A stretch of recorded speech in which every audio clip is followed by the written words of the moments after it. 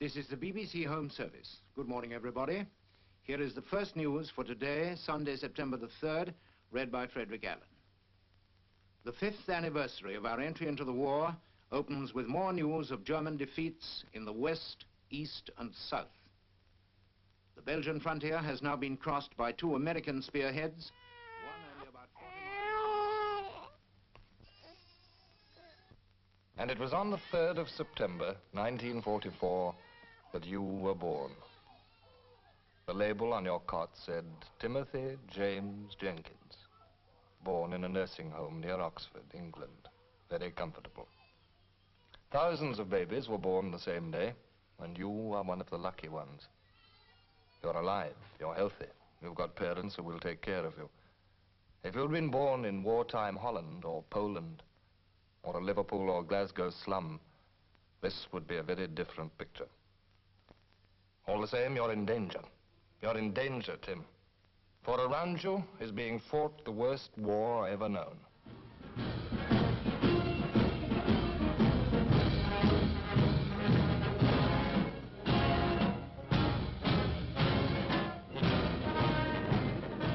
When you joined us, we'd been fighting for exactly 5 years. We had hated it, but we'd kept on at it to save our skins. And also because we had a feeling deep down inside us that we were fighting for you. For you and all the other babies. You didn't know anything about this, of course. How could you? But you were part of the war even before you were born.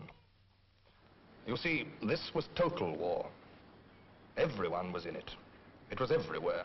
Not only on the battlefields, but in the valleys where Goronwy, the coal miner, carries his own weapons to his own battlefront, in scenery which isn't exactly pretty. If you looked across the countryside of England, that is beautiful. You could see Alan, the farmer. He has spent the last 5 years of war reclaiming the land and making it fertile. He has been fighting against the forces of nature all his life. And now, with a mortal enemy on us, he has to fight harder than ever. In London, Bill, the engine driver, looks out of his cabin at his battlefront. No longer taking holidaymakers to the sea, but taking the miners' coal, the farmers' crops, the fighting men's ammunition, to where they have to go. Goronwy, Alan, and Bill are all fighting in their ways. But if you looked into the ward of a hospital, Tim, you would see some of the men who've been meeting the enemy direct. Civilians wounded by bombs, or soldiers wounded on land, or sailors at sea, or airmen, not as you will see them one day rushing through the sky at 500 miles an hour, but lying broken and still. This fighter pilot, for instance, Peter Roper, who crashed in France and has his leg in plaster. Now he must lie and hear the planes of other pilots going over. All these people, Tim, were fighting for you, though they didn't exactly know it.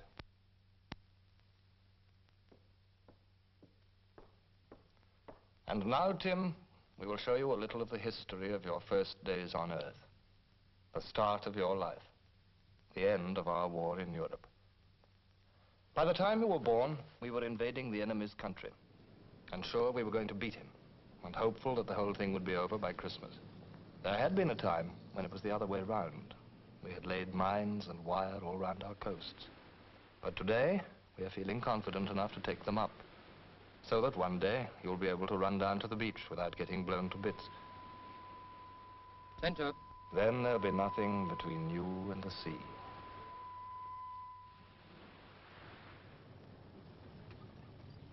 Here's your first adventure, home in a car. September the 17th, to be precise. The very Sunday that our bombers were out towing the gliders to Arnhem. This, we thought, was the final stroke for victory.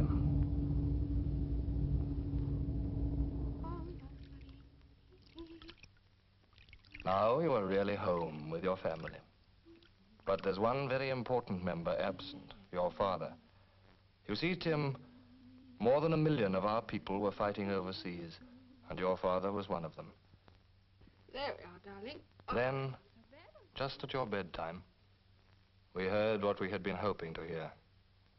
The radio told us that Strong forces of the 1st Allied Airborne Army were landed in Holland this afternoon. for 5 years, Tim, we have had the blackout. But this evening, for the first time, we have only to dim the streets. More convenient and cheerful all round. Unless, of course, there are flying bombs about. That's Bill, the engine driver's home.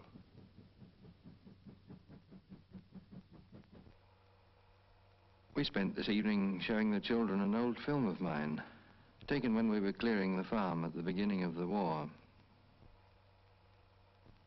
5 years back. Had to get the engineers to blow the old tree trunks out of the ground.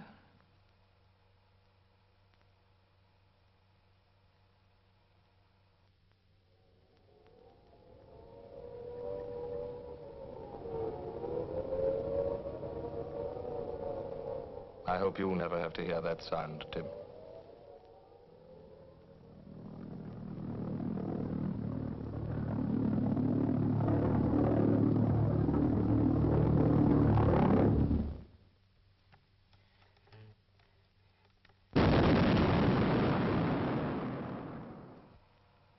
One thing, if it hadn't been for the war, I don't suppose we should have done it.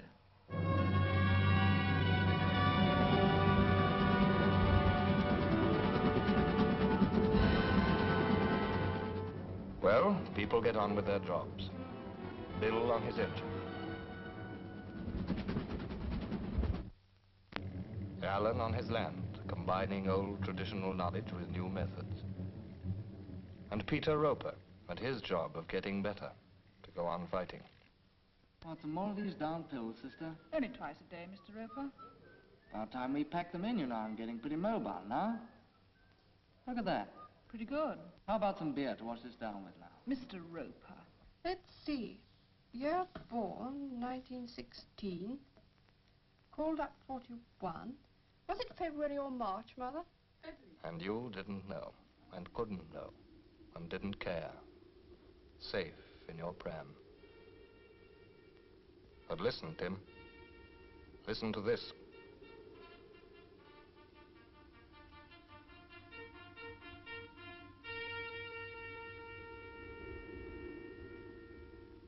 About 5 kilometers to the west of Arnhem, in a space 1,500 yards by 900 on that last day, I saw the dead and the living.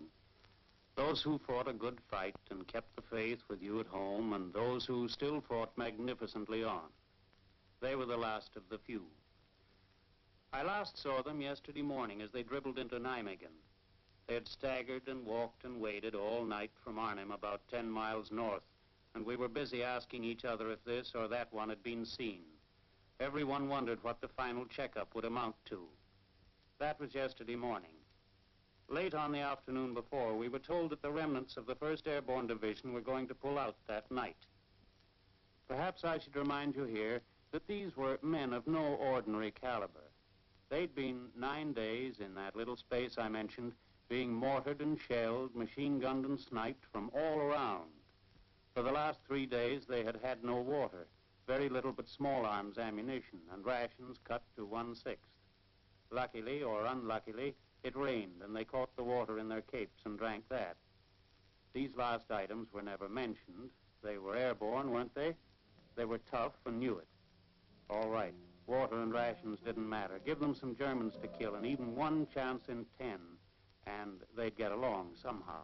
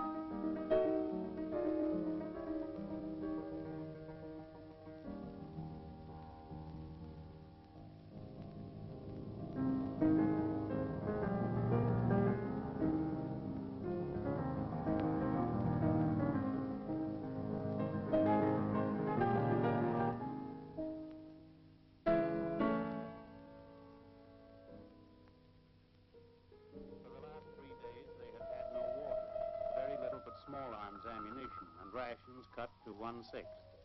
Luckily or unluckily, it rained, and they caught the water in their capes and drank that.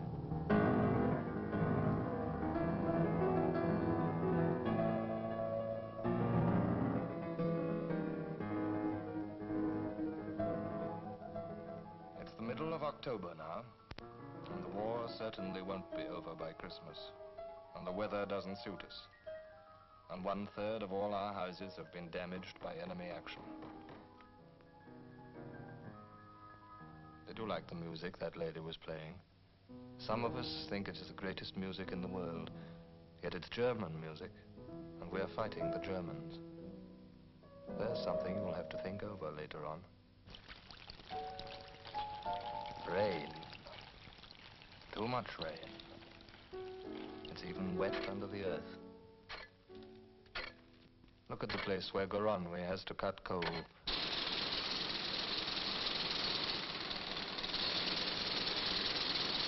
And you, all warm and sleepy in your cot by the fire. Your mother's writing a Christmas card to your father. She has to post it now, for he's out east. Christmas cards, letters, parcels are all going out now to our friends over the seas.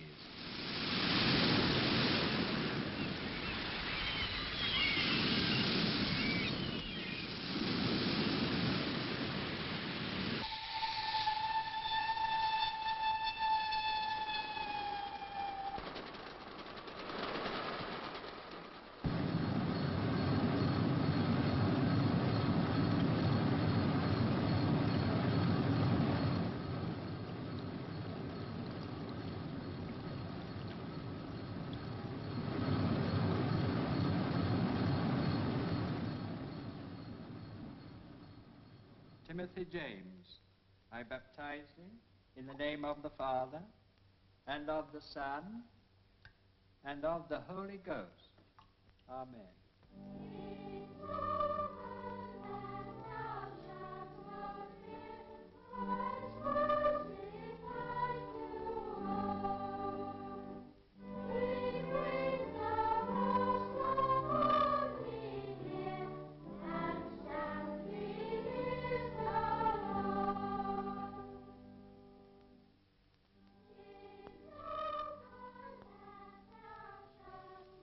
Rain.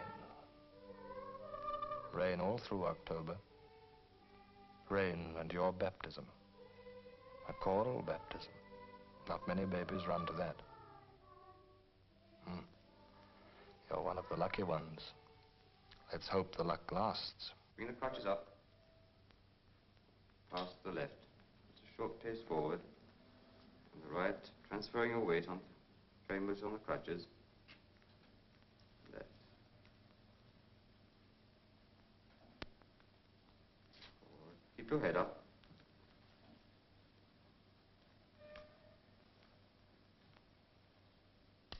And we'll rest a moment. Not too bad, eh, sister? Very good for a first effort.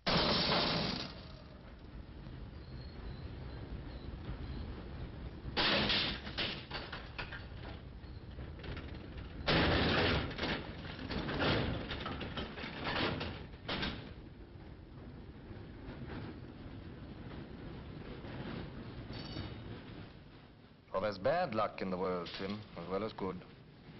It's a chancy world. This is Goronwy. People get hurt in peacetime, same as in war, although that shouldn't be.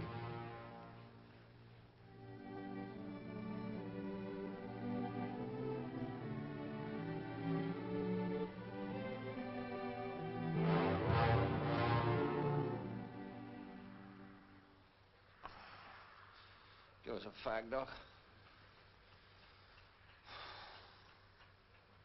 Has the ambulance come? I'm not going home in no ambulance, Doctor. My wife will be frightened. You lie quiet, Ronald. You're not going home at all.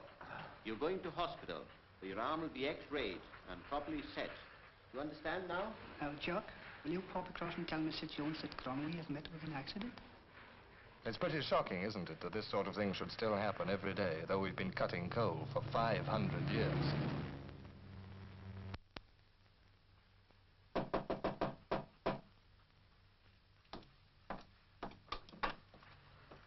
Your mother, then? Yes. Donna's been hurt. Mom? Something else for you to think over. Now it's November, and there's still danger on the beaches.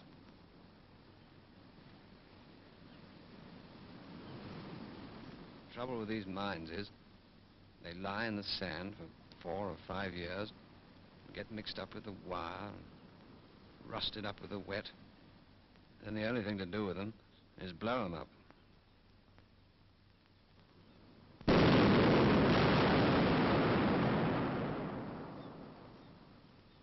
And suppose you went up to London. London in November looks a nice, quiet place. But you'd find things a chancy here, too. And the bad so mixed with the good, you never know what's coming. Last King Hamlet overcame Fortinbras. How long is that since? Cannot you tell that? Every fool can tell that. That was the very day young Hamlet was born. He that's mad and sent into England. I'm Mary. Why was he sent into England? Aye, because he was mad. He shall recover his wits there, or if he do not, 'tis no great matter there. Well, if this is the launching site, and that's the objective, 200 miles between, they launch one of those gadgets from here, rising at an angle of 45 degrees to a height of 60 miles. It travels at 3,000 miles an hour. How long does it take to reach the objective? You know? Nay, I know not. Pestilence on him for a mad rogue. Poured a flagon of Rhenish on me head once. This same skull, sir, was Sir Yorick's skull, the king's jester. This? E'en that. Let me see.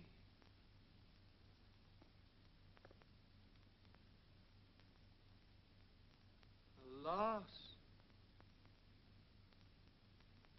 Poor Yorick. That walk all the way home.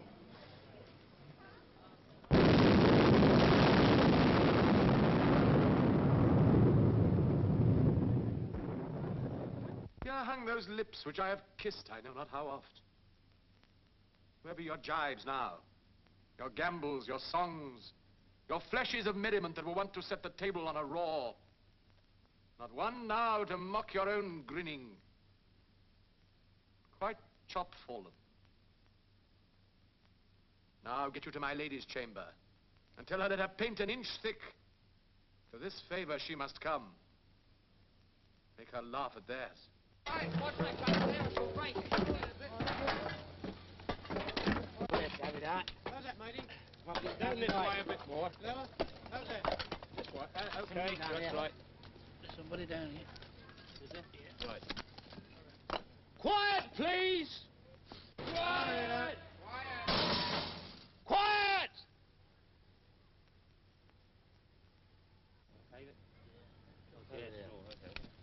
Okay, carry on.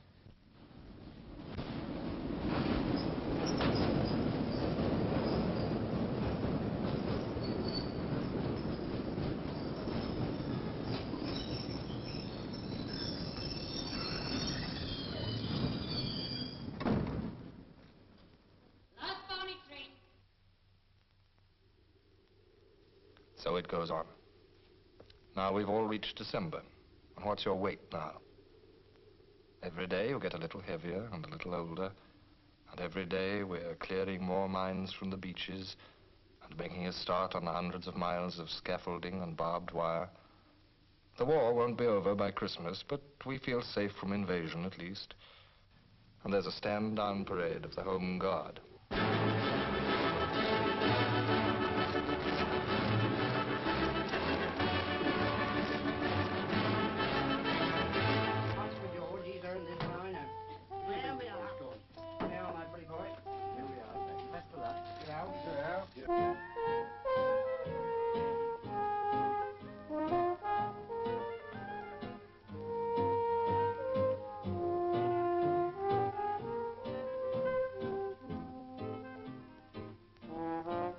Swelling's gone down a bit, I think, Jane.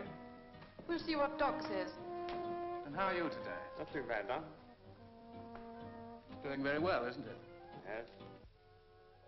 Your first Christmas is coming, Tim. The day you'll come to like best in all the year. The day all children ought to be happy on. But it's the day when we ought all to be at home. And so many of us aren't. And never will be.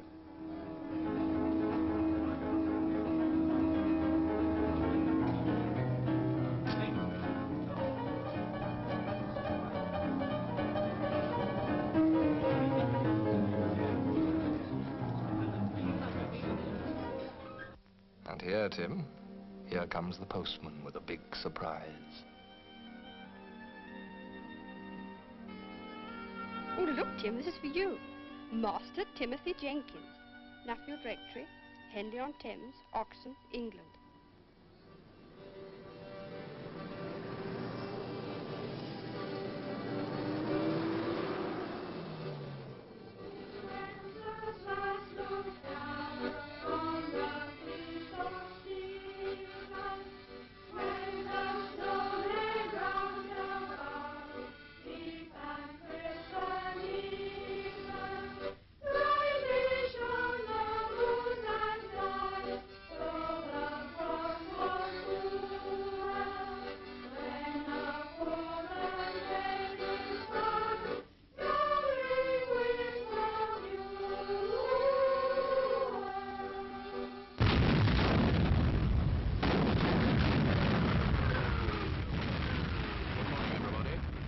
Here is the first news for today, Monday, the 18th of December, read by Frank Phillips.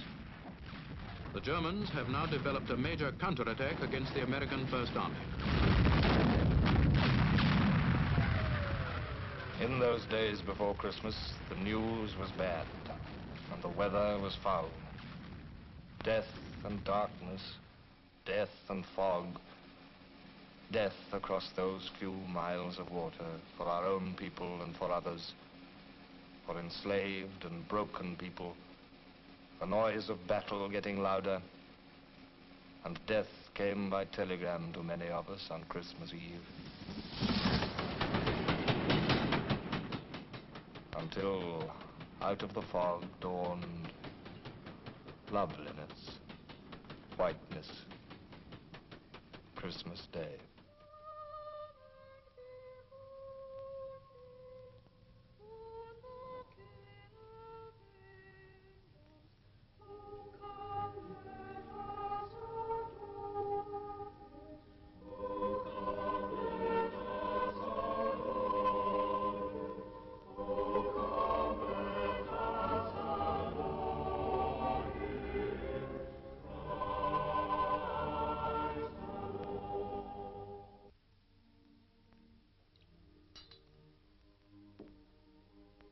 Here's a toast.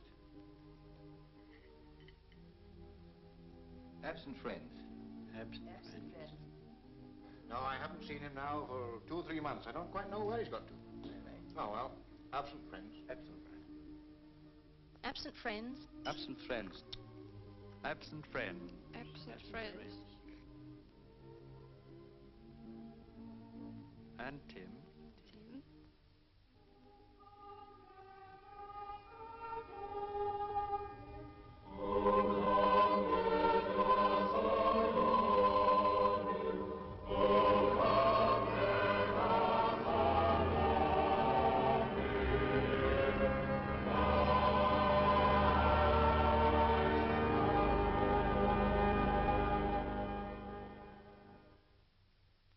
My dear son, a very Merry Christmas to you, my son, and a truly Happy New Year. I'm looking forward to being with you and Mother again. Believe me, we shall have a lot of good fun together, and it is the beginning of the joy of your first days that I'm missing, and it is a great loss for me, and I expect it will be some time before we are all back together for good. Until then, Timothy James, God bless you and keep you, and may you always be happy and truly content with this life you have been given.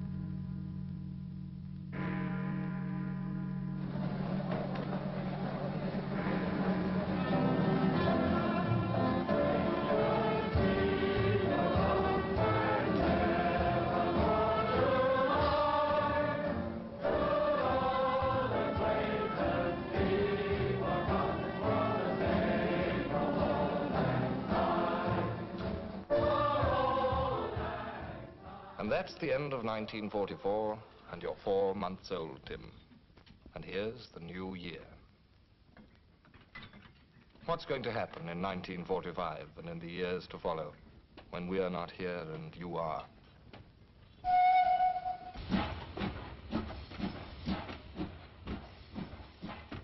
During that awful autumn and winter, Tim, we had been in the dark almost as much as you. But about the middle of January, we began to see something was coming. Perhaps something tremendous. Marshal Stalin has announced a great offensive in southern Poland. In 2 days, it's broken through the long-prepared enemy defenses on a front of 40 miles to a depth of nearly 25. It's brought the Red Army within 75 miles of the German frontier. Quick and complete confirmation has come from Moscow tonight of all the German reports about a great new Russian offensive in southern Poland. Not only that, Marshal Stalin has issued an order announcing that at the end of its first 2 days, it began yesterday morning, Marshal Konyev's famous 1st Ukrainian Army Group have broken westwards through the German defenses round their big bridgehead beyond the Vistula. Moscow radio broadcast the salvos of salute as they were fired, following them with martial music, the Polish national anthem, and Chopin's Polonaise Militaire.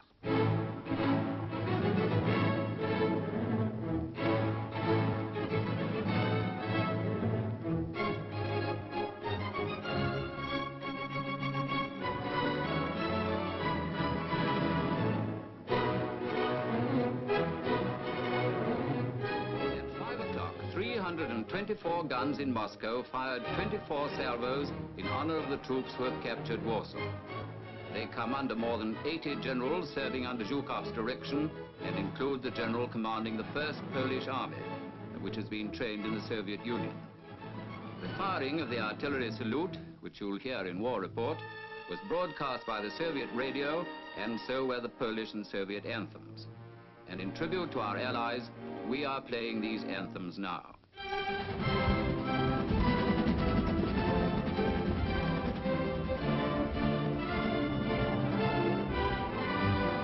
Forward and upward. Lift. Right up. Try to stretch your elbow. And arms down by your sides. Sweep them right down. Again, ready. Forward and upward. Lift. The Russians are 20 miles inside Germany, across the Silesian border on a 55-mile front. Right, now turn to your right, and put the injured foot forward. Right, now swinging forward onto that foot. Right, off you go. Now, 1, back, reach up and forwards, and 1, back, get the heel off the ground. The Russians have today broken through to the Baltic coast.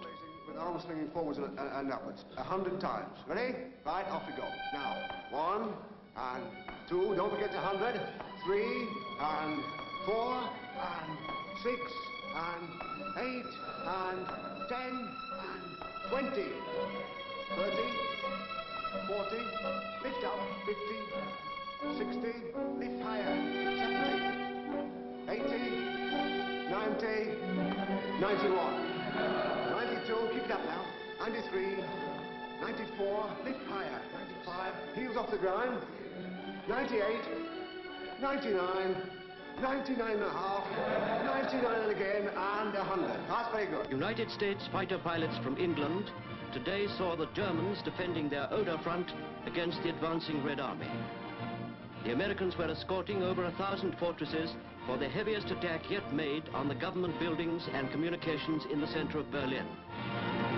The heart of Berlin had its heaviest bombing of the war at midday today. The attack was made by more than 1,000 fortresses of the United States 8th Air Force, escorted by hundreds of Thunderbolts and Mustangs. Sweeping over the city in 2 waves, they dropped about 2,500 tons of high explosives and... Now that the danger's over for us, V1, V2, and the rest of it, now that the enemy in Europe's breaking, life is going to become more dangerous than before, oddly enough. More dangerous because now we have the power to choose, and the right to criticize, and even to grumble. We are free men. We have to decide for ourselves. And part of your bother, Tim, will be learning to grow up free. The conference of the Big Three is over. It was held in the Crimea. Decisions were agreed on final victory the occupation and control of Germany, and a world organization for keeping the peace. At 9:30 last night, Britain, America, and Russia broadcast a statement by the Big Three Conference on its work of the past 8 days.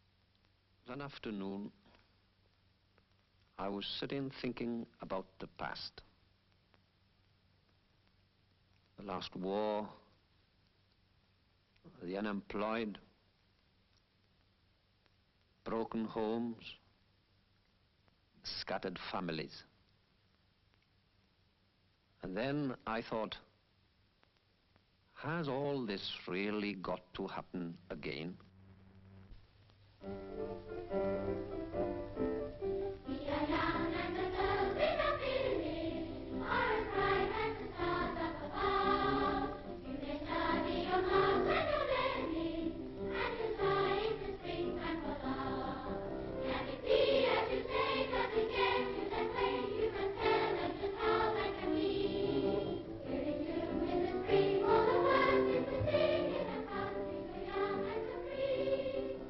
Look at the position after the last war.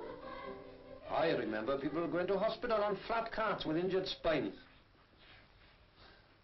Now, we've got our own ambulance car, our own nursing service, our own hospitals, our own canteens, our own pitted baths. Surely, if we can do that thing during that period, nothing at all will stop us. After this war? No, I think beachcombing's more in my line. Beachcombing? Yes, out in the Pacific, where I can sit in the sun and do absolutely nothing.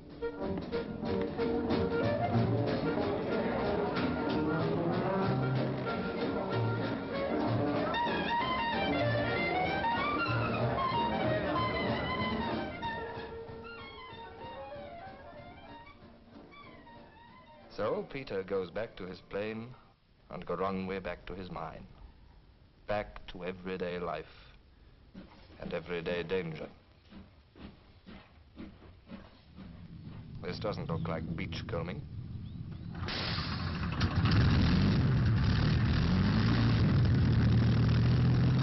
The British Second Army and the American Ninth, under the command of Field Marshal Montgomery, are crossing the Rhine in what appears to be the biggest land and air operation since D-Day.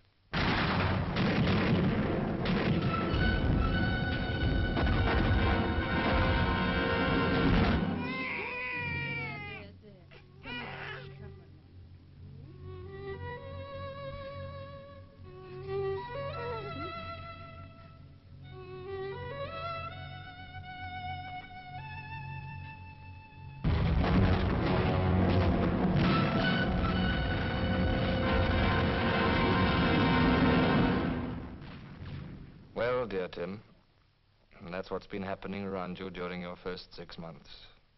And you see, it's only chance that you're safe and sound. Up to now, we've done the talking, but before long, you'll sit up and take notice. What are you going to say about it? And what are you going to do? You heard what Goronwy was thinking. Unemployment after the war, and then another war, and then more unemployment. Will it be like that again? Are you going to have greed for money or power ousting decency from the world as they have in the past?